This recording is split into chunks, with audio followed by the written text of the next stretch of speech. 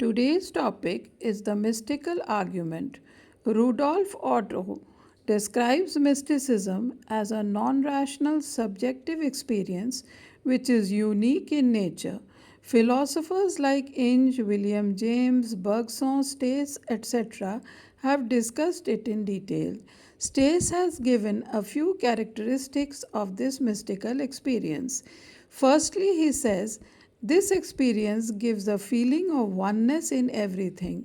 This oneness is beyond physical experiences. Secondly, this oneness can be seen not only in our external objects, it can also be felt within oneself if mental stillness is achieved. He also says mystical experiences are the same in all mystics, yet the difference is only of a social or cultural background. Then he says mystical experiences are directly known, that is why all religions are connected to some mystical experience or some mystic. This experience is perceivable in the outside world or within the subject himself. That is, they are either extrovert or introvert. William James talks of four characteristics. Firstly, he says this experience is extremely fleeting. Secondly, he says it is of a transient nature. Thirdly, he says it is inexpressible.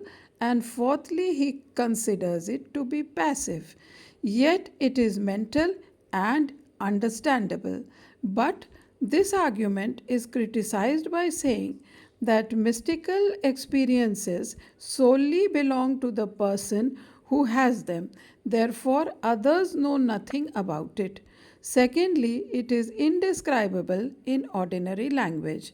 Thirdly, this experience is beyond the verification and therefore purely subjective in nature. Fourthly, psychologists feel that this might be some kind of delusion or illusion. And fifthly, mystical experiences are often contradictory to each other. Therefore, the mystical argument does not prove the existence of God. रहस्यानुभूति वह अनुभूति है जिसमें ईश्वर साक्षात्कार होता है। बहुत से प्रसिद्ध दार्शनिकों ने इस मत का समर्थन किया है। स्टेस के अनुसार इसकी निम्न विशेषताएं हैं। पहला, इसमें एकत्व की चेतना होती है। दो, आत्मा भी इसी एकता का भाग है। तीन, दिव्य अनुभूति वस्तुनिष्ठ होती है। फिर साधकों के अनुभव प्रायः समान होते हैं। पांचवा, यह बुद्धि और प्रज्ञा से परे होती है। जेम्स कहते हैं इसकी निम्न विशेषताएं दिखाई देती हैं। एक, यह अत्यंत क्षणिक अनुभूति है। दो, यह दिव्य होती है। तीन, यह अनिर्वचनीय है। और चार, शब्द विहीन होने के कारण यह आत्मा का अनुभव एवं आत्म साक्षात्कार है।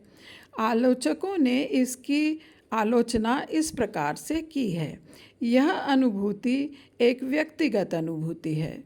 दो, यह शब्दों के द्वारा व्यक्त नहीं की जा सकती है।